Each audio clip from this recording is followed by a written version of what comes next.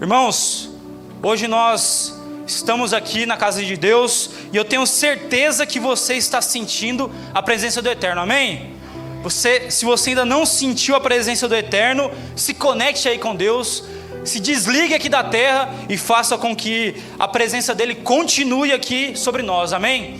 Então, hoje nós vamos ler uma palavra do Senhor muito interessante para nossas vidas, onde nós vamos entender ali lições do deserto, onde a gente às vezes não quer passar, onde às vezes a gente não quer estar, mas é necessário que a gente entenda o propósito de Deus para nossas vidas.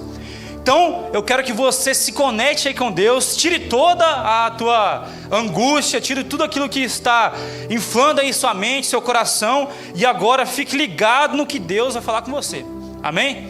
Antes mesmo da palavra, antes mesmo da leitura, nós vamos ler Gênesis 26, do verso 1 até o 33, e nós vamos ler bastante, viu? Pode deixar sua Bíblia aberta. Vamos fazer uma passagem aqui expositiva, uma pregação expositiva, não é não, Cássio? Cássio voltou aí, pastor, veio junto com o senhor, né? E aí nós vamos ter uma ministração expositiva, então vamos ler bastante o texto da palavra de Deus. E antes mesmo da leitura, vamos fazer uma breve oração aqui, só para que Deus abençoe, continue abençoando essa reunião, amém? Pai, em nome de Jesus, que a sua graça, Pai, a sua misericórdia esteja entoando nossas mentes e nosso coração, Pai. Que a tua palavra venha de forma abundante, Pai, encher aquilo que está nos angustiando, Pai. Que a sua palavra venha encher a nossa vida, Pai. Que a sua palavra venha encher o nosso coração, a nossa mente, Pai. E que em nome de Jesus, Pai, nada venha tirar aquilo que o Senhor quer falar com nós, Pai. Hoje, nessa noite, Pai, nada vem tirar de nós a atenção daquilo que é a Tua palavra, Pai. Que em nome de Jesus, Pai, o Senhor venha trazer sobre nós a Tua vontade. Amém e amém. Aleluia. Pode colocar o texto aí. Gênesis 26, 1 diz assim: houve fome naquela terra como tinha acontecido no tempo de Abraão. Por isso, Isaque foi até Abimeleque, rei dos filisteus, em Gerar. O Senhor apareceu a Isaque e lhe disse: não desça ao Egito, procure estabelecer-se na terra que eu lhe indicar. Fique nesta terra por um tempo, e eu estarei com você e abençoarei, porque a você e seus descendentes darei todas essas terras e confirmarei o juramento que fiz a Abraão, seu pai. Multiplicarei a descendência como as estrelas do céu e lhes darei todas essas terras. Por meio da sua descendência, todos os povos das terras serão abençoados. Porque Abraão ouviu a minha voz e guardou os meus preceitos, os meus mandamentos, os meus estatutos e as minhas leis.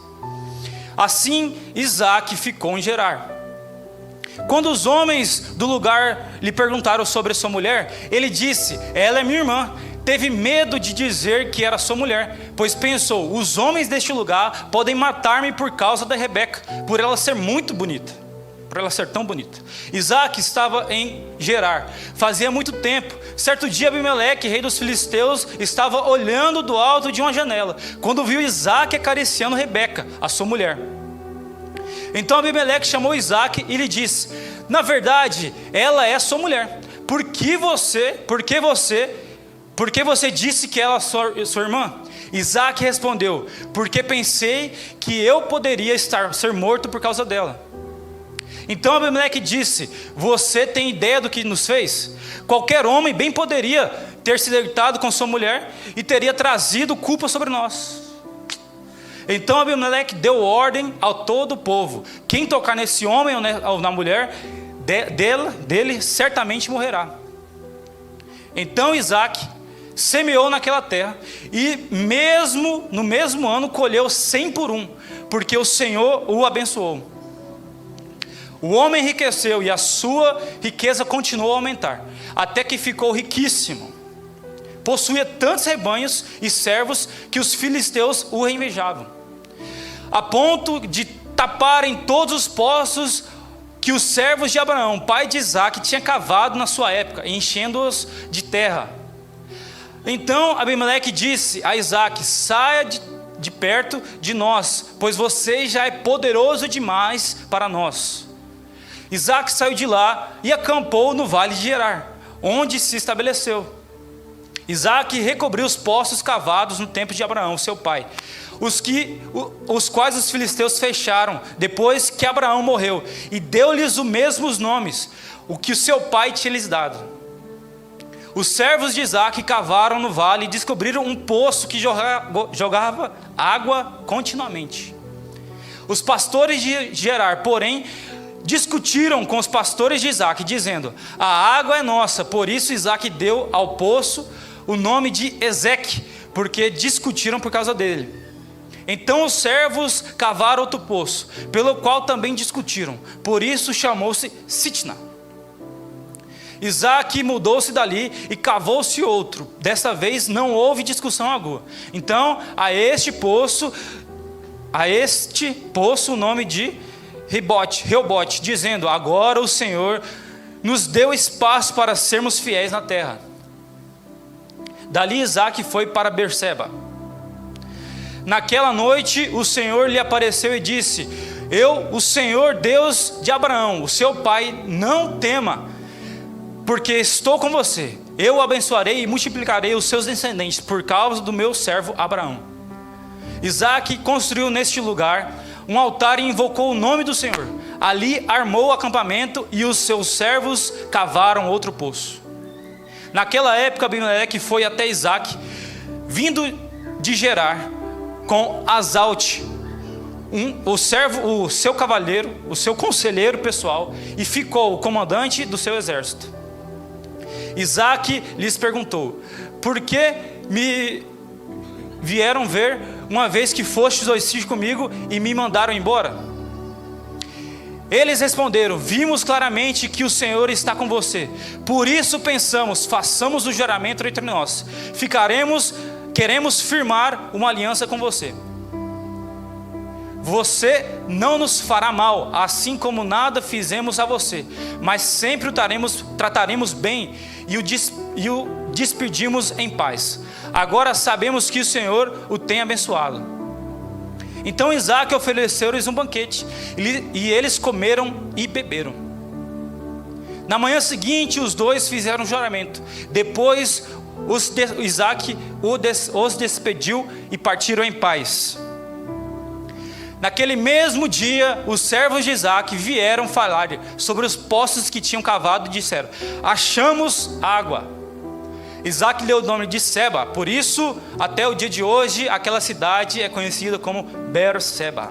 Amém, irmãos? Entenderei um texto muito vasto, mas é muito importante para nosso entendimento. E se você quiser meditar depois, medite nessa palavra, naquilo que Deus está falando hoje conosco. E aí nós vemos um tempo de crise.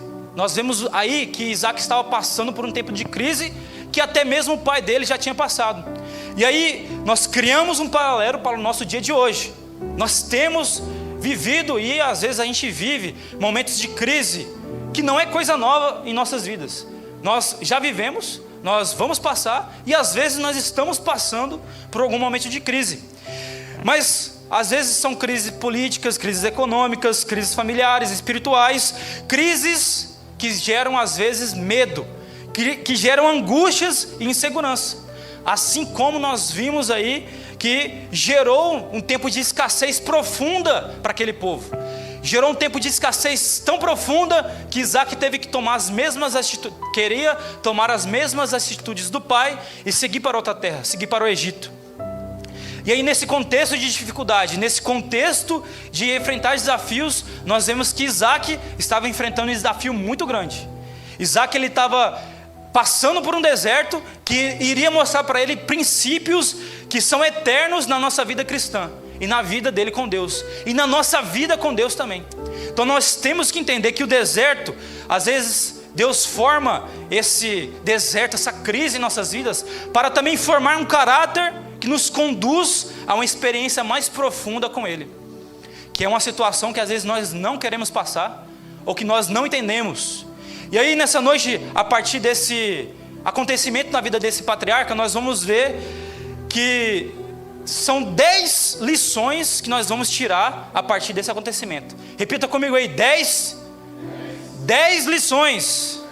10 lições preciosas que nós vamos tirar desse texto, para nós entendermos como que nós vamos vencer mesmo em meio do deserto, mesmo em meio a dificuldades, nós vamos aprender a seguir os princípios espirituais, mesmo em meio a crises, mesmo em meio a esses desertos que podem vir em nossa caminhada. Então, o primeiro deles, no deserto da crise, nós precisamos seguir a orientação de Deus, seguir a orientação divina. Então, coloque Gênesis desde o primeiro, 1 e 2. Então nós vemos aqui nessa passagem em Gênesis 26, 1 e 2, que quando a fome chegou, Isaac, ele pensou em descer para o Egito. Ele pensou em fazer aquilo que o próprio pai dele já tinha feito. Ele pensou, mas Deus o impediu. Deus disse para ele: não desças ao deserto, procure estabelecer-se na terra que eu lhe indicar. Então, naquela época, sair para o Egito, sair para aquela situação, para aquele local, era a melhor opção que ele tinha. Era a melhor situação que ele tinha, porque lá tinha mais oportunidades. Lá era uma grande capital, uma grande cidade, uma metrópole. E é como se hoje nós fôssemos sair aqui do interior e fôssemos para uma capital para buscar mais oportunidades, buscar mais situações. Então nós temos que pegar essas situações bíblicas e aplicar ao nosso contexto também, e aplicar ao nosso dia a dia. Isaac nada mais queria do que sair daquela situação de escassez e ir para um local melhor, ir para uma situação onde ele poderia ter mais oportunidades. Mas só que naquele local, no Egito, ele deixou de perceber que era um problema muito perigoso que ele poderia estar entrando, porque o pai dele foi para aquela terra, foi para aquele local, e ele se entrou em uma encrenca fervorosa, porque foi naquele local que ele adquiriu riquezas, beleza, mas ele também adquiriu uma intriga enorme com a sua família, com Ló. Naquele local, ele, com a sua mulher, ela levou outra mulher para ele, e naquele local criou uma encrenca enorme até para as gerações futuras, porque a partir daquele momento criou-se uma outra nação, criou-se uma outra nação, onde às vezes não era realmente aquilo que era propósito de Deus, mas a partir das oportunidades que ele foi criando, aí sim aconteceu aquela situação. Então Isaac, mesmo vendo o pai e entendendo aquilo tudo que estava acontecendo, ele estava prestes a seguir o exemplo do pai. Ele estava prestes a entrar na mesma situação que o pai iria entrar. Mas aí ele queria se deslocar para o Egito. Mas aí Deus intervém. E às vezes o caminho mais lógico, às vezes o caminho mais fácil para a gente, não é a vontade de Deus. Não é aquilo que Deus quer para nossas vidas. Porque muitas das vezes aquilo que nós temos no nosso coração, que é enganoso, contrasta com aquilo que a palavra de Deus diz, contrasta com aquilo que é a vontade de Deus. E aí fugir da crise pode parecer estratégico, fugir daquele deserto poderia parecer uma estratégia certa, mas nem sempre o caminho mais fácil é o caminho que nós temos que trilhar, é o caminho que Deus tem para nós. Às vezes o caminho difícil é o caminho que Deus tem para nós, mas às vezes é o caminho fácil também. E nós temos que discernir qual que é a orientação divina. Nós temos que seguir e obedecer à orientação de Deus. Mesmo que pareça estranha, ou mesmo que pareça difícil, obedecer é o segredo para vencer o deserto. Obedecer é o segredo para vencer aquela crise que você está passando. E obedecer os princípios de Deus. Amém, irmãos? Porque Deus, Ele está no controle das situações, das circunstâncias da nossa vida, amém? Se Ele está no controle das circunstâncias da sua vida, então Ele vai mandar você ir, e você vai.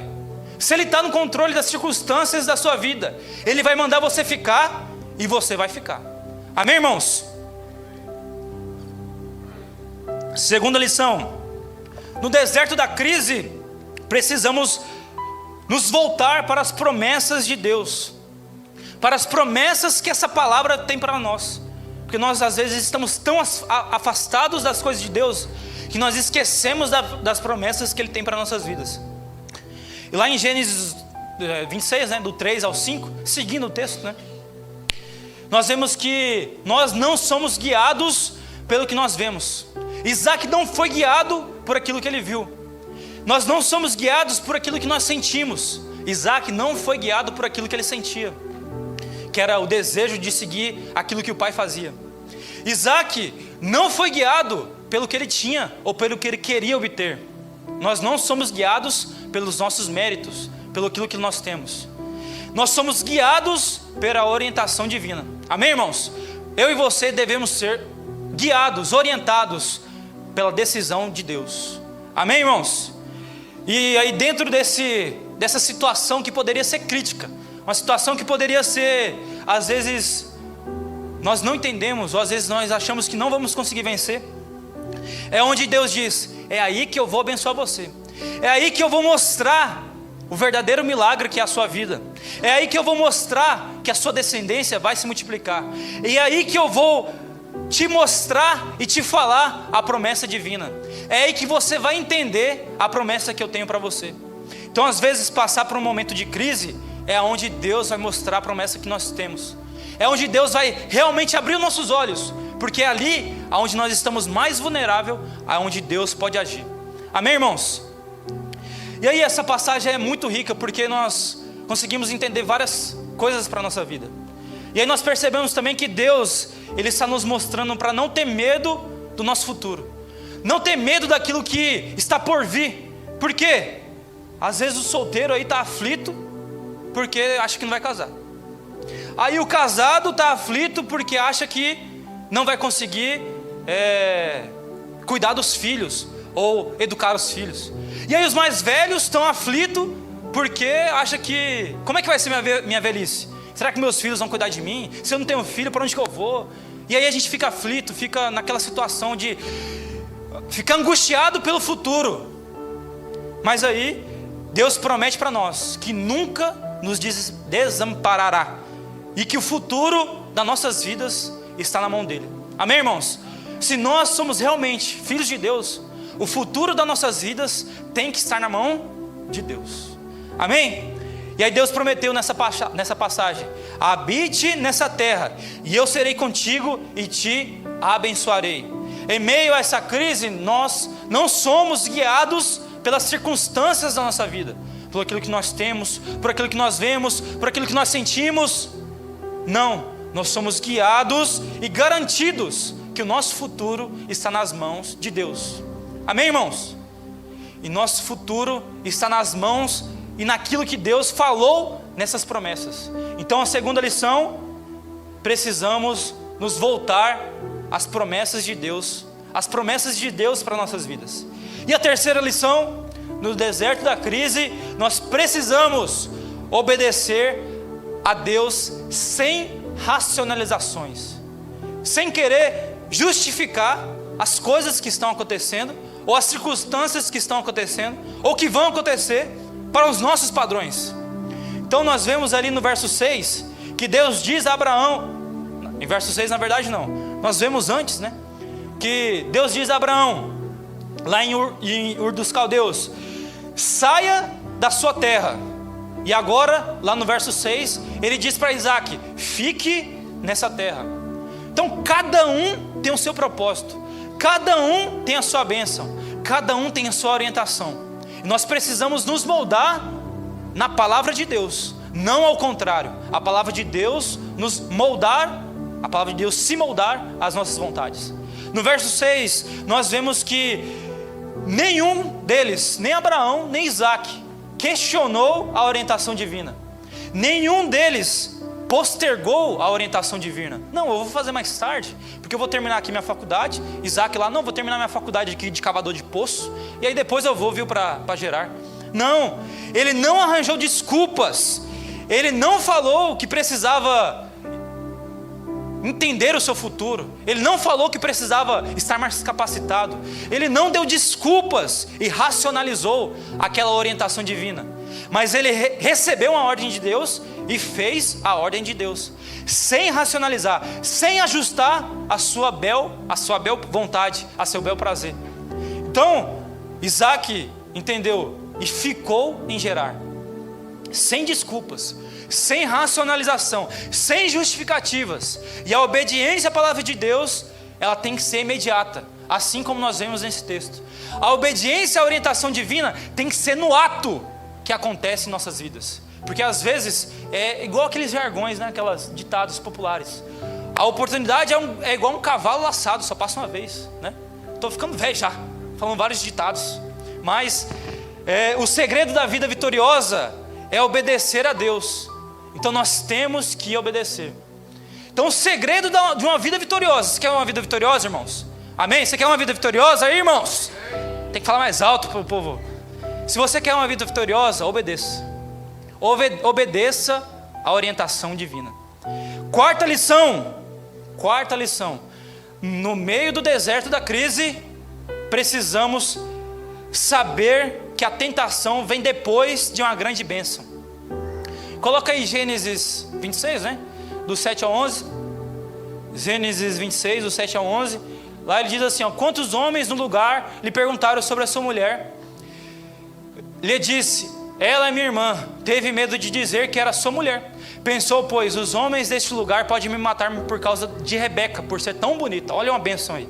Isaac estava em Gerar, fazia muito tempo. Certo dia, Abimeleque, rei dos filisteus, estava olhando do alto de uma janela, quando viu Isaac acariciando Rebeca, sua mulher. Então Abimeleque chamou Isaac e lhe disse, na verdade, ela é sua mulher. Por que você disse que ela é sua irmã? Isaac respondeu, porque pensei que ele poderia ser morto por causa dela. Então Abimeleque disse, você tem ideia do que fez por nós? Qualquer homem bem poderia ter se deitado com sua mulher e você poderia ter trazido culpa sobre nós. Então Abimeleque deu ordens a todo o povo, quem tocar nesse homem ou na mulher dele certamente morrerá. Mas aí agora vamos ver, coloca aí Provérbios, na verdade Provérbios não, no verso 7, nós vemos aí uma mentira contada. No verso 8 ao 9, nós vemos uma mentira descoberta. E aí no verso 10 e 11, nós vemos uma mentira reprovada por um ímpio, por uma pessoa que nem era de Deus. Nós vemos aí uma pessoa usada por Deus, que nem era uma pessoa temente ao Senhor. E aí o fato de obedecermos a Deus em uma questão geral, uma questão que Isaac estava obedecendo a Deus, ele estava ficando naquele local, mas não nos dá liberdade de ferir, de transgredir princípios básicos da nossa fé. Quando Isaac ele chega na terra, ele comete o mesmo erro que Abraão cometeu. Olha, o mesmo erro do pai, porque ele estava influenciado pelo pai, porque várias coisas, isso é outra história. Mas ele mentiu sobre a sua esposa, ele mentiu sobre quem realmente era aquela mulher. Então ele obedecendo a Deus, ele estava obedecendo a Deus, ele estava ficando naquele local, mas ele feriu um princípio básico da fé, ele mentiu. E ele feriu um princípio muito maior da fé também, que é a família. Porque o homem tem que fazer o que pela sua mulher? Ele tem que entregar a sua vida, assim como Cristo se entregou para a igreja. E o que Isaac estava fazendo? Estava colocando Rebeca em uma situação de vulnerabilidade. Estava colocando Rebeca exposta e até mesmo disponível para outros homens. Ele estava deixando com que olhares de cobiça permeassem a sua mulher. Olha que situação. Então, por que ele estava fazendo isso? Nós vimos ali no texto. Porque ele estava com medo de morrer. Ele usou a sua mulher como escudo. Ele usou uma bênção, que é a sua mulher, que era muito bonita ainda. Usou a sua mulher como escudo, porque ele estava com medo de morrer. E aí a consequência disso, se nós formos ver lá no verso 27, depois vocês podem ver, lá no capítulo 27, nós vemos que o autor ele deixa claro, Moisés no caso aqui, ou outro ator, mas é Moisés, né? Ele deixa claro que aquele relacionamento era frágil, que aquele relacionamento não era forte. Pode ser consequência disso? Pode, não tenho certeza, ninguém tem certeza, mas pode ter certeza que isso daí ajudou a esse relacionamento ficar frágil. Porque nós vemos no verso 27 que Rebeca, ela ouvia Isaac pela porta, pela parede. Ela não falava com ele, mesmo ele sendo velho, debilitado, ela não tinha convívio mais com ele, porque a confiança tinha sido quebrada, porque aquela situação tinha colocado ela em uma situação de vulnerabilidade. E ela perdeu a confiança no marido. Não sei se isso é verdade, é meu pensamento aqui. Mas, pelo que o texto diz, pode ser isso. Então, Isaac, após obedecer a Deus, obedecendo a Deus também, ele caiu no mesmo erro do pai. Mentiu sobre um princípio básico. Mentiu sobre a família, mentiu sobre a esposa. E a obediência não nos isenta de tentações que virão no nosso dia a dia. Nós somos crentes, amém? Amém, irmão? Nós somos filhos de Deus. E aí nós estamos aqui vivendo a vida com Deus. Nós estamos aqui vivendo uma situação geral com Deus. E aí vem situações pequenas no nosso dia a dia, que nós ferimos princípios pequenos, que você pode achar pequeno, princípios básicos que você pode achar fúteis da vida cristã. E aí esses princípios vão acarretar em consequências no futuro. Vão acarretar em situações onde a gente não tem controle, onde a gente já fez o que tinha que fazer. Então, fique muito atento, vigie, porque a vigilância ela é fundamental após uma vida vitoriosa, após uma bênção, ou até mesmo durante a bênção, durante a obediência. Então, vigie naquilo que você está fazendo. Na crise, então, nós entendemos que nós temos que preservar principalmente a nossa família, preservar o nosso casamento, preservar o nosso relacionamento. Por quê? Porque você pode ter uma carreira brilhante, você pode ser o CEO de uma grande empresa, você pode ser o presidente do Brasil, você pode ter várias riquezas, mas o seu sucesso, se não estiver junto com a sua família, ou se sua família cair, se a sua casa cair, esse sucesso vai ser vão. Esse sucesso vai ser fútil. Esse sucesso vai ser rápido, porque vai acabar em você. Não vai estender até a sua família, até as suas gerações. Então persevere, preserve, essa é a palavra, preserve o seu casamento, preserve os seus relacionamentos, preserve a sua vida cristã, principalmente o seu relacionamento com Deus. E o seu relacionamento com Deus não é só em uma situação geral, são em todos os dias da nossa vida. Porque o seu casamento, o seu relacionamento não é aquele ato simbólico na igreja e não é situações e festas do dia a dia geral, mas é dia após dia, que é a mesma coisa com Deus. Nosso relacionamento com Deus é diário. Amém, irmãos? Quinta lição, nós estamos em qual lição? Quinta lição. No deserto da crise, nós precisamos desafiar as visões pessimistas. Então, quando nós estamos em crise, nós estamos no deserto, o que nós menos queremos é visões pessimistas sobre nós. É visões que vão deixar a gente mais para baixo ainda. Lá no verso 12 de Gênesis 26, Deus ele mostra que ele não é um Deus rancoroso, porque Isaac semeou naquela terra, e no mesmo ano, fala assim comigo, no mesmo ano, colheu a 100 por 1, porque o Senhor o abençoou. Porque ele era fera? Porque ele era top? Porque ele era sensacional? Porque ele era o melhor? Não, coloca de novo, irmão. Porque o Senhor o abençoou. Amém, irmãos? Então, Deus mostra que Ele não é um Deus rancoroso. Ele é um Deus muito sim, bondoso e misericordioso para nossas vidas. Porque nós recebemos aquilo que nós não merecemos. Nós recebemos aquilo que Deus quer para nós. Isaac, ele erra, ele peca, mas ele se recompõe. Se nós fôssemos olhar pela ótica humana, pela visão humana, a gente ia falar, não, se eu fosse Deus aí, deixa esse cara aí, ele poderia deixar ele se virar sozinho aí, faz as coisas do jeito dele. Pô, ele errou comigo, esse cara não quer nada comigo não, então fica aí do seu jeito aí. Mas aí, depois de uma repreensão, a repreensão do rei, que era ímpio, depois daquela repreensão, o texto diz que Isaac prosperou naquela terra. Isaac foi próspero naquela terra. E prosperidade é muito além de riqueza, viu, irmão? Prosperidade é muito além de riqueza. E aí ele colheu de uma forma exponencial, ele colheu 100 por 1. O verso 12 ele responde, não é pela capacidade dele.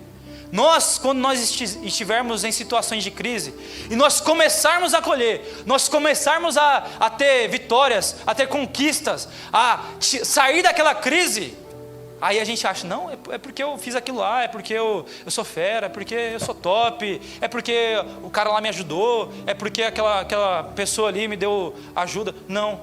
Se você é um filho de Deus, você sabe muito bem por que você está saindo daquela crise. Porque você perseverou no seu relacionamento com Deus. E porque o Senhor te abençoou. Amém, irmãos? E aí, nós devemos entender essas situações de forma prática. Isaac, ele não reclamou. Isaac, ele trabalhou. Ele continuou perseverando. E ao invés de reclamar, ele trabalhou. Ele continuou abençoando aquele local. E ao invés de amaldiçoar aonde a gente trabalha, em vez de amaldiçoar o nosso país, em vez de amaldiçoar onde a gente está, a gente tem que abençoar. Nós temos que perseverar em Cristo, aonde nós estejamos. Nós temos que sair de casa abençoando para onde a gente vai. Sair de casa abençoando a quem a gente vai servir. Sair de casa abençoando a quem vai nos servir. Amém, irmãos? Então, essas coisas que nós vemos aqui de errada na terra, aqui que nós vemos no nosso país, essas coisas que nós vemos acontecendo aí várias vezes, não é que a gente não deve falar que está errado, não é que nós não devemos explanar, falar, olha, está acontecendo isso, não é isso, mas nós devemos ser diferentes nessa terra, nós devemos abençoar essa terra, não é que a gente tem que sair dessa terra, e não é que você não possa sair também, se Deus te orientar, vá, é isso aí, mas nós temos que seguir a orientação divina, nós temos que abençoar aonde a planta dos nossos pés tocar, amém, irmãos?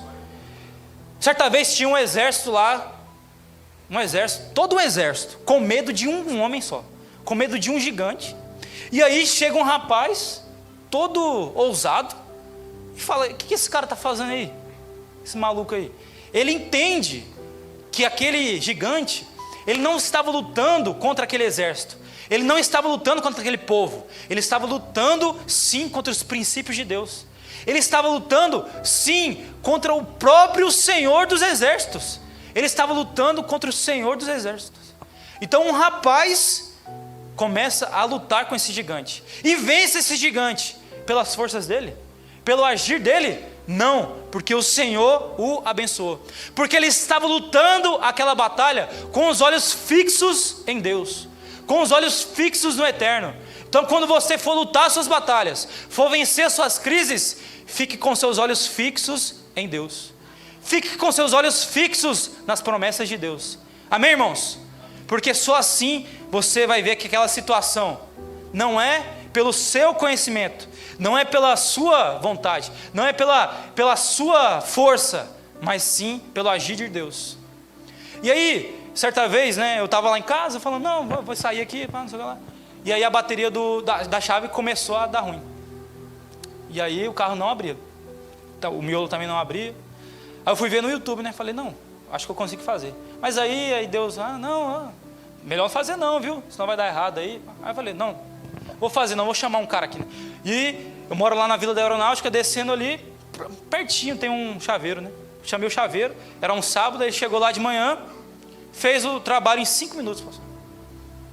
Que é a mesma coisa que eu tinha visto no YouTube. Mesma coisa que eu tinha visto no YouTube. Só que eu não tinha ferramenta e também não tinha expertise. Porque aí depois fui perguntar para ele, olha, vou te pagar aqui R$180. Que o negócio você fez 5 minutos que eu vi que eu podia fazer. Que você mora aqui embaixo, você mora aqui, pertinho. Você não levou nem 2 minutos para chegar aqui. Mas beleza, vou te pagar. Mas como é que você fez aí? Ele, não, eu fiz isso aqui e tal. Eu falei, tá. Aí eu falei, não, mas se eu tivesse feito isso aqui, olha, tinha estourado o alarme, você ia ter que trocar a porta. Eu falei, ainda bem, né? Legal. Aí eu paguei sem nenhuma discussão, paguei 180, achei até às vezes barato, mas não achei não. Aí, o que isso nos mostra? Às vezes a gente paga as coisas pelo conhecimento da pessoa, por aquilo que a pessoa tem, por aquilo que a pessoa adquiriu como experiência. Porque ele usou um arame, pastor. Ele usou um arame. Usou um arame ali, fez o negócio, mas ele usou no lugar certo. Então, às vezes 180, eu paguei ele R$10 pelo arame, mais 170 pelo conhecimento, E aí nós vemos a mesma coisa com a palavra de Deus. O mundo hoje, ele é um local cheio de preparo. Todo mundo está preparado, cheio de especialistas, várias pessoas sábias aí onde trabalha. Então nós temos que fazer o melhor aonde nós estamos. Nós temos que ser o melhor aonde nós estamos. Eu sempre digo lá para o pessoal do batalhão, se hoje você está de serviço, faça da melhor maneira que você possa fazer.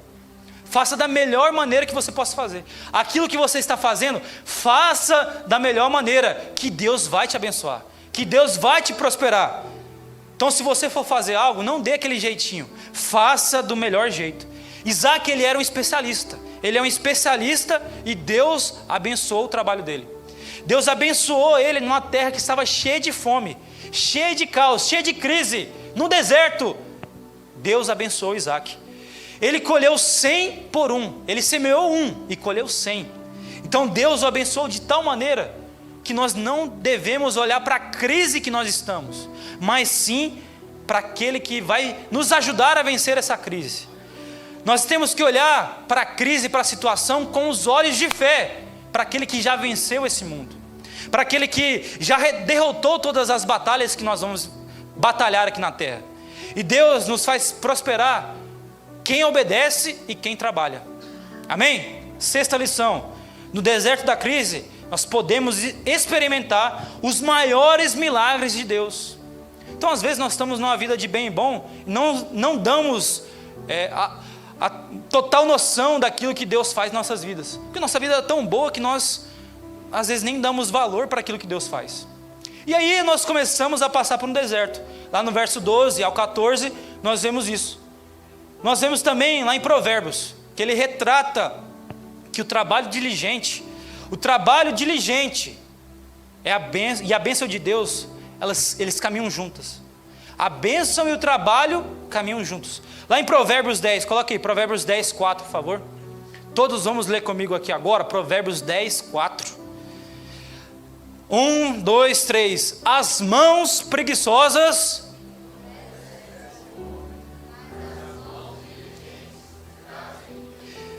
Provérbios 13, 4. 13, 4. 1, 2, 3.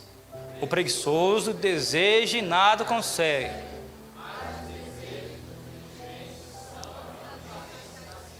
Provérbios 28, 19.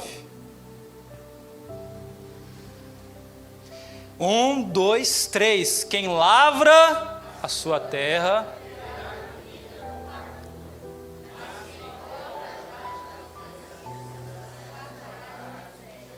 Amém. Então Deus, ele é um Deus que nos abençoa.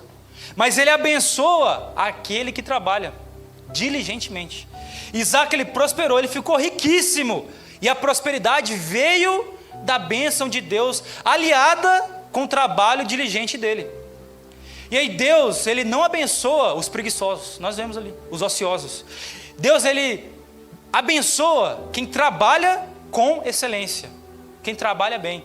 Então, você às vezes pode estar pensando que isso aqui só se trata dos bens materiais. Mas não. Você está trabalhando as suas disciplinas espirituais? Você está trabalhando a sua oração, o seu jejum? Você está trabalhando a sua vida com Deus? Sua vida de oração? Então não tem como a gente colher bênçãos de Deus se a gente não planta e trabalha as coisas de Deus. Nós não vamos ter uma vida repleta de milagres, de acontecimentos, se nós não temos um relacionamento com o Eterno. Se nós não temos uma vida de oração com Deus. Se nós não temos uma devoção à palavra de Deus. Se nós não sabemos e somos fiéis àquilo que Deus fala.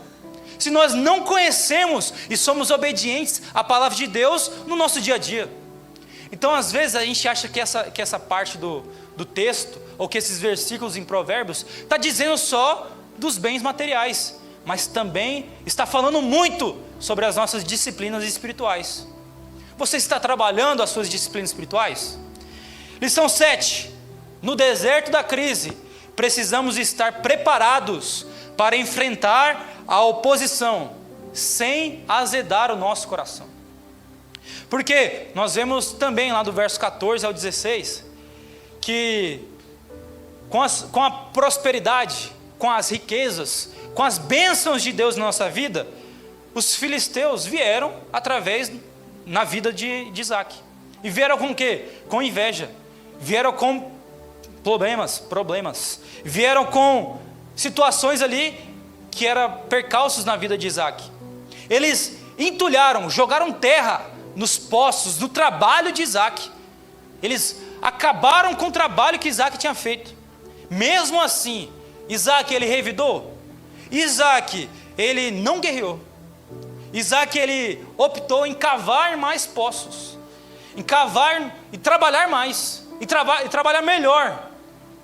Nós precisamos aprender que às vezes não permitir que o ressentimento nos paralise. Nós temos que entender que às vezes guerrear não é uma opção. Nós temos que entender que às vezes ser manso e humilde do coração não é só um mundo das ideias, mas sim no nosso dia a dia. Nós temos que entender que o sistema hoje ele é puxado, amém? O sistema hoje, o dia a dia ele é forte, a concorrência, a disputa é muito tensa, muito forte. Mas certamente terá pessoas que vão vir e vão fazer mal a você. Vão vir com inveja lhe causando problemas. Vão vir e vão causar situações que você não quer. Mas aí a questão não é essa. A questão não é essas pessoas. A questão principal é como você reage a essa situação.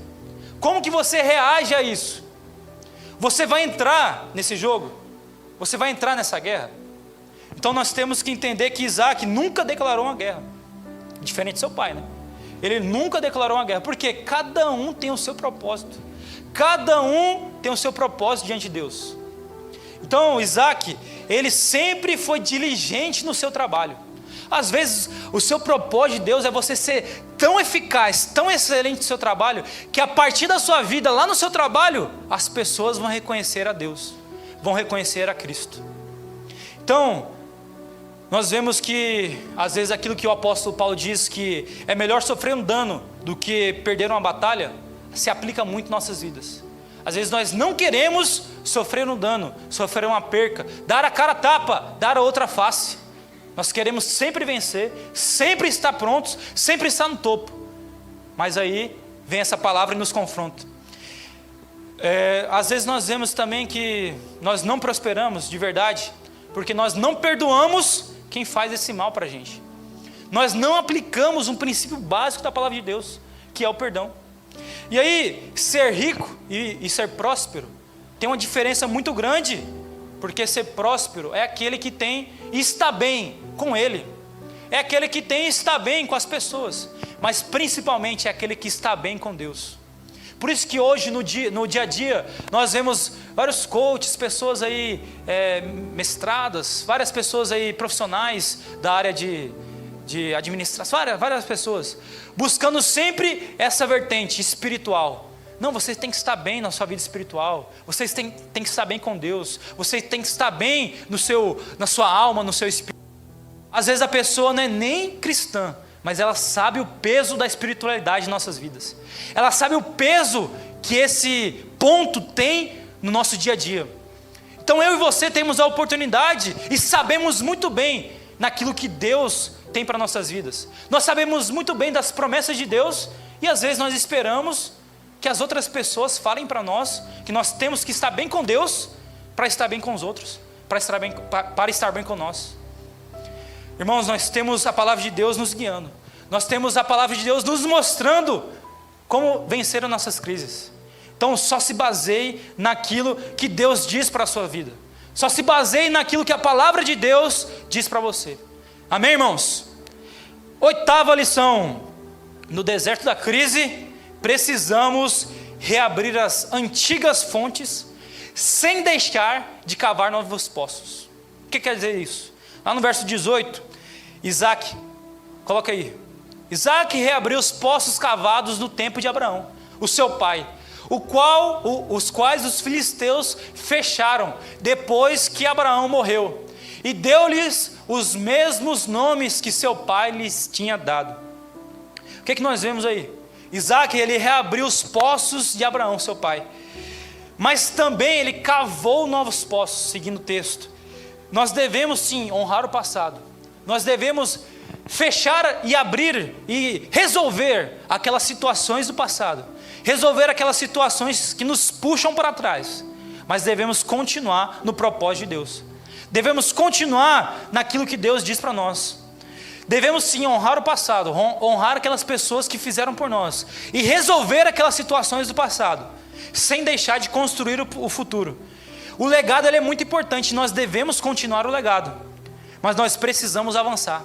A palavra de Deus diz que nós devemos fazer mais. E hoje nós temos essa oportunidade de resolver os problemas do passado.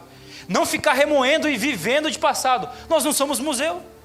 Ou você é um museu que vive do passado, que vive de história.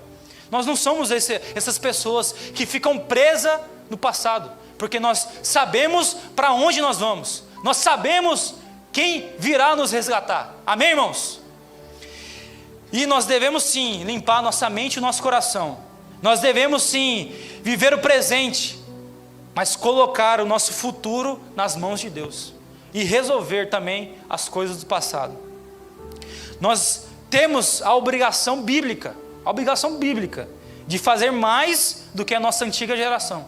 Porque nós temos mais oportunidades, nós temos mais recursos, nós temos mais acesso à informação e muita informação. Se você puxar o seu celular, você tem mais informação do que toda a sua antiga geração junta em uma biblioteca.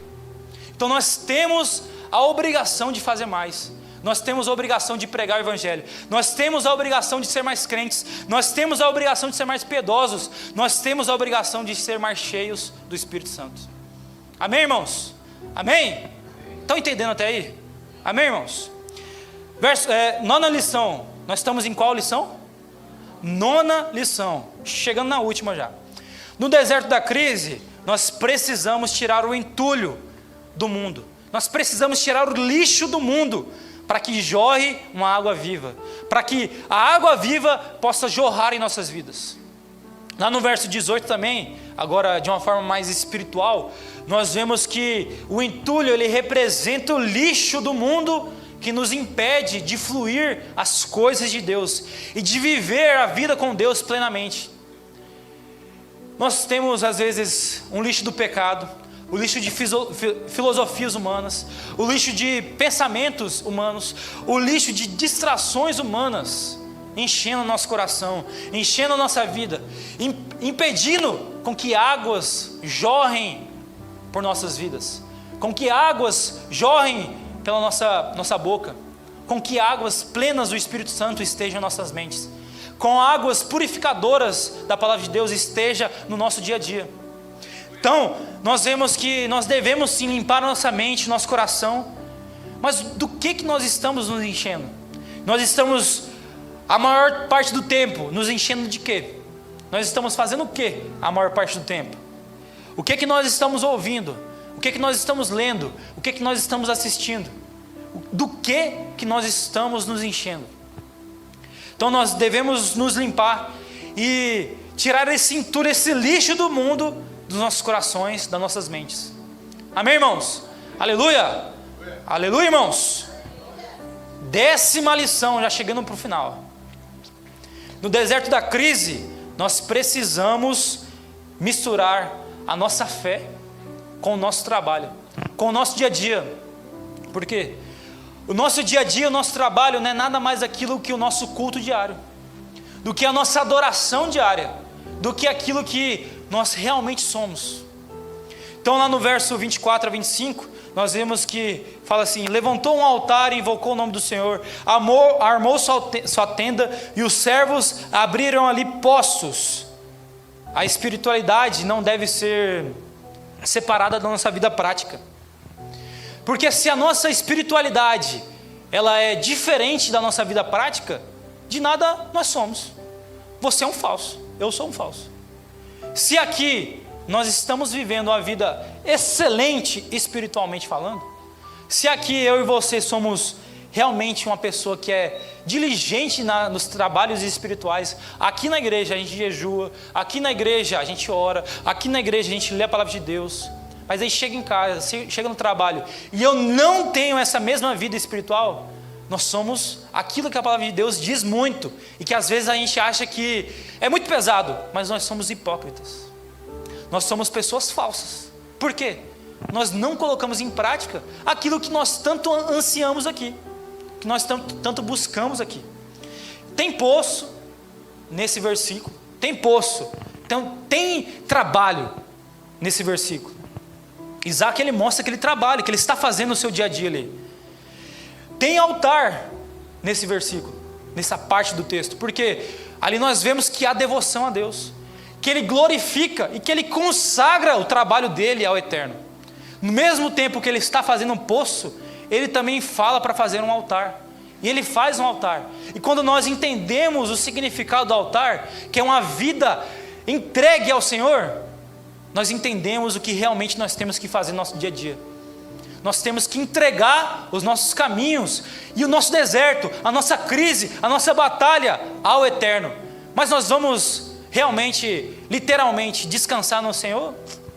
Cruzar meus braços aqui, parar e não fazer nada?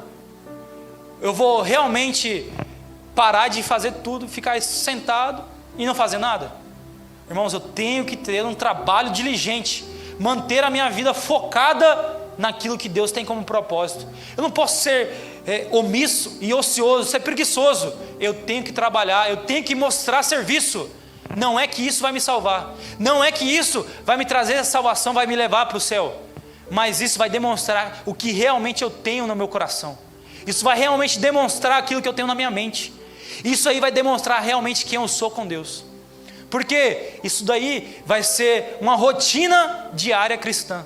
Isso não vai ser um peso, isso vai ser realmente aquilo que você fala: não, eu não vou tomar tal atitude, porque eu tenho uma vida de devoção ao Senhor, eu sou separado para o Senhor, eu sou uma pessoa que, eu não tenho nada de mais do que uma pessoa comum e fora, mas eu tenho algo que é totalmente fora da realidade do mundo. Eu tenho acesso a um Deus que é todo poderoso, eu tenho acesso a um Deus que já venceu todas as batalhas, eu tenho acesso a um Deus que vai me fazer vencer essa crise, vai me fazer passar esse deserto, vai me fazer sair desse vale da sombra e da morte. Eu não sou nada diferente daquela pessoa que está ali fora, mas eu tenho um Deus que me faz ser separado, eu tenho um Deus que me faz, sim, através dele ser diferente. Amém, irmãos? Então, devemos ter a mesma devoção que temos a Deus aqui, a mesma reverência que temos a Deus aqui, a mesma diligência, a mesma excelência que nós temos a Deus aqui, porque aqui, nós fazemos, nesse prédio, nesse local, nós fazemos a presença de Deus ser viva, a presença de Deus ser eficaz. Se nós sairmos daqui e formos para o prédio da frente, a presença de Deus estará lá. É porque aqui é um local santo? Não. É porque nós, como os santos separados para o Senhor, estamos levando a presença de Deus aonde quer que nós estejamos. Então, se eu estou em casa, se eu estou no trabalho, se eu estou na faculdade, se eu estou em qualquer canto, é claro que a presença de Deus estará comigo. Agora, o meu trabalho, aquilo que eu estou fazendo, ele tem que estar glorificando ao Senhor. Eu vou levar a presença de Deus para um local que é ímpio, que é um local sujo? Vou, mas eu não vou permanecer naquele local. Ou eu vou transformar aquele local, ou eu vou tirar a presença de Deus daquele local. O que quer dizer isso? Nós temos que andar de fé em fé, nós temos que ter um culto diário ao Senhor, nós temos que, com as nossas vidas, aí sim agradar a Deus, com a nossa diligência diária, com a nossa eficácia diária, com a nossa excelência diária de adoração, de leitura, de realmente devoção a Deus, e falar: olha, eu estou fazendo isso aqui, mas não é para que o meu patrão fique feliz, não é para que as outras pessoas reconheçam o meu trabalho, eu estou fazendo isso aqui porque eu sei quem eu sou em Deus, eu sei que eu vou fazer isso aqui porque Deus vai me abençoar. Isaac, ele era um cavador de poço, num deserto. Olha que interessante, às vezes a gente não pensa isso. O que um deserto mais precisa, irmãos? Água. E ele era um cavador de poços, especialista em cavar poços. Então nós temos que entender essas orientações divinas para nossas vidas. Nós temos que colocar a vontade de Deus superior nas nossas vidas, para que quando nós entendemos uma situação dessa, nós vemos uma solução em meio à crise, em meio a uma terra que não tem nada, em meio a uma terra que não tem nada, ele prosperou 100 por 1. Então, em meio a uma situação que ele não, pelos olhos humanos, ele não tinha como resolver, Deus o orientou. No trabalho dele, em cavar poços, porque ele poderia muito bem cavar vários poços e não jorrar nem um pingo d'água. Mas ele, como nós vimos no texto, ele mandava cavar em um local, ele cavava em um local, ele mandava cavar em outro, e lá jorrava água, porque Deus o abençoava. Amém, irmãos? Vamos ficar de pé? E aí, se eu perguntar aqui hoje, alguém está passando por uma crise? Alguém está passando por um deserto? Se eu perguntar aqui hoje, com certeza, várias pessoas aqui podem falar, não, eu estou passando por uma crise, estou passando por um deserto. E aí, quem sabe essa palavra nos ensine hoje a vencer e lidar com os nossos desertos, vencer e lidar com as nossas crises, vencer e lidar aquelas situações onde a gente acha que não tem mais como a gente vencer. E aí, nós entendemos que o deserto ele não é o final da caminhada, mas ele é o palco, o local, o teatro de operações, aonde Deus vai manifestar o seu poder, aonde Deus vai manifestar a sua glória. E aí nós aprendemos com Isaac a obedecer, a confiar, a trabalhar e principalmente a adorar, aonde quer que estejamos. Amém, irmãos? Nós colheremos a abundância mesmo em tempos de escassez. Amém? Tem gente aí profetizando tempos de escassez para o Brasil, para situações. Eu não estou nem aí. Eu sei que Deus vai me desamparar, ou vai me amparar, no caso, né? Deus vai me amparar. Deus vai me sustentar, mesmo em meio a crises. Pode ser que não é do jeito que eu estou pleiteando, do jeito que eu estou pensando, mas Ele vai me amparar. Ele vai me segurar, mesmo em meio à crise. Se ela vier, Deus é o Deus que vai fazer. Se Ele falar para nós ficarmos, nós vamos ficar. Se Ele falar para nós sairmos, nós vamos sair. Mas nós aprendemos que Deus de Abraão, Deus de Isaac, Deus de Jacó, Ele nos conduz também a prosperar, tanto materialmente como espiritualmente. Não para a nossa glória, não para o nosso bem, não para aquilo que nós esperamos aqui na terra, mas para engrandecer o nome dEle. Amém, irmãos? Vamos orar? E aí também nessa noite nós vamos orar pelo Marinho Pereira de Sales, que ele sofreu um AVC recentemente, e ele se encontra na UTI, a situação dele é bem crítica. Eu também vou pedir oração pela minha avó, que a gente recebeu notícia não tão boa, mas Deus ele sabe de tudo, e Ele vai suprir todas as nossas necessidades, amém? E que seja feita a vontade de Deus. Vamos orar, irmãos?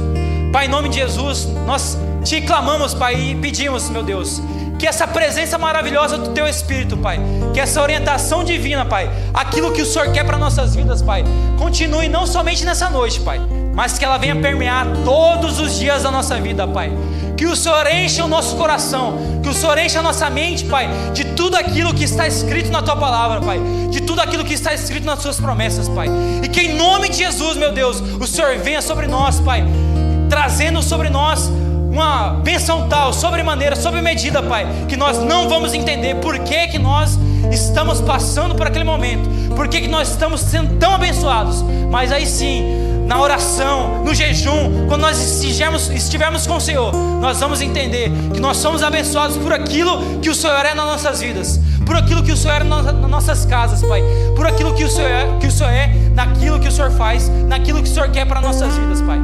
Que em nome de Jesus, Pai, o Senhor continue nos orientando, Pai, que o Senhor continue nos abençoando, Pai, e que em nome de Jesus, meu Deus, nós venhamos entender aquilo que o Senhor quer para nossas vidas, Pai.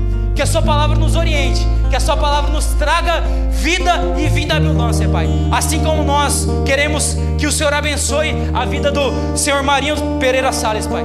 Que ele venha receber vida e vida e abundância, Pai. Que ele seja uma boa notícia, Pai. E que ele seja testemunho fiel daquilo que a Sua palavra de Deus diz, Pai. Que em nome de Jesus, Pai, que ele seja testemunho fiel daquilo que o Senhor fez, daquilo que o Senhor faz e daquilo que o Senhor fará na vida dele, Pai. Que em nome de Jesus, Pai, ele seja um testemunho da Sua vida abundante, Pai. Mas que a Sua vontade seja feita, Pai, sobre todas as nossas vidas, sobre todos nós, Pai, principalmente sobre as nossas vidas, Pai. Que em nome de Jesus o Senhor nos oriente hoje, Pai, e para todo sempre, Pai. Que o Senhor seja exaltado, Pai, não somente hoje, mas em todos os momentos da nossa vida, aonde quer que nós sejamos, que o Senhor seja exaltado, Pai. E quem crê, dá uma linda salva de palmas ao Eterno, em nome de Jesus. Amém.